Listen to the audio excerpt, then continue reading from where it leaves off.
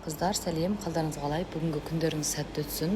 Бүгінгі сенбі күндеріңіз, демалыстарыңыз күшті болсын. Мен де жаңа клиентіммен барып, таңғы асымды ішіп, демалып отырмын.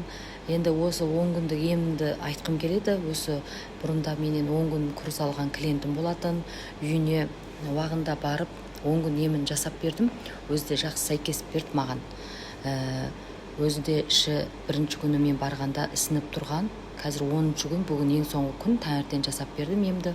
Ішіндегі ісігі қайтып кеткен, объемдар кет қалған, денесіндегі салмағы қанша екенін өлшемедік, бірақ объемы кет қалған. Артынан мен сіздерге фотосын жіберетін болам.